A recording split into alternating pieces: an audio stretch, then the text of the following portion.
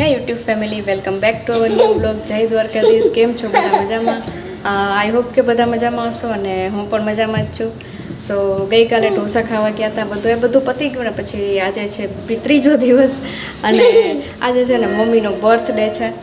તો આજે મસ્ત બધું બનાવ્યું છે અને જમવામાં છે ને રોટલી, શાક, દાળ ભાત ને એવું બધું બનાવ્યું છે.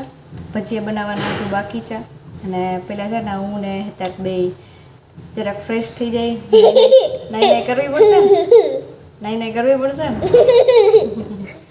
અને છે ને પપ્પા સ્વીટ ને એવું લેવા ગયા છે તો એ બધું લઈ આવે પછી જમવા બેસું આરામથી. હજુ તો છે ને 11:30 નથી વાગ્યા, 11:30 જ વાગી ગયા છે ને અત્યારમાં બધું કમ્પ્લીટ થઈ ગયું છે ને હવે છે ને અમે બે નાહી આવીએ ફટાફટ અને મસ્ત રેડી થઈ જાય અને પછી જઈએ નીચે ને પછી મસ્ત આરામથી બેસું. જમવાની હજી ઘણી બધી વાર છે, બરાબર ને હેતાજભાઈ?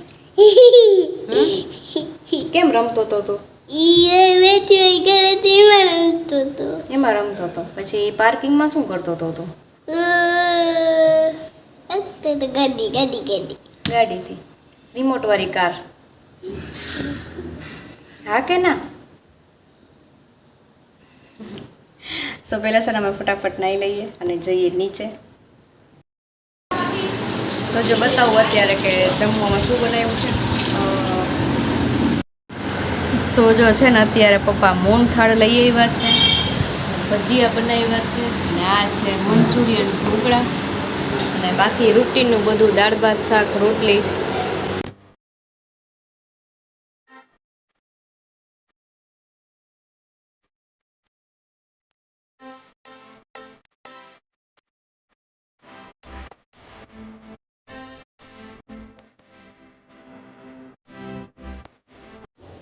સો હું અને હિરલ આવી ગયા હતા બોનેન્ઝામાં.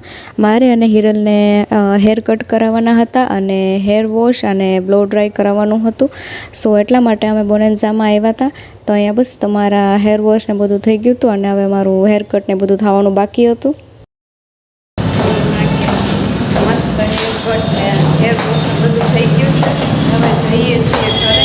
ઓલું ના કે ઓડીમાંથી ફંટીમાંથી ઓડી થઈ ગયું એના જેવું થયું.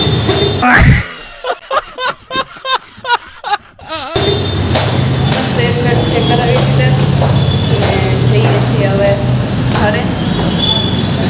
હવે છે ને ઘરે જઈને મળીએ. તો ઘરે આવતા હતા ને તો અમે મસ્ત ગરમા ગરમ વડાપાઉં બનતા જોયા તો અમે પાર્સલ કરાવી લીધા અને ઘરે આવી અને નાસ્તો કરી લીધો અને પછી અમે નીકળી ગયા ટાઉનશીપ જવા માટે. અને આ બ્લોગનો છે ને આપણે અહીંયા જ એન્ડ કરી દઈએ અને જો સારો લાગે ને તો લાઈક કરી દેજો અને ચેનલ પર નવા હોય તો સબસ્ક્રાઈબ કરી દેજો.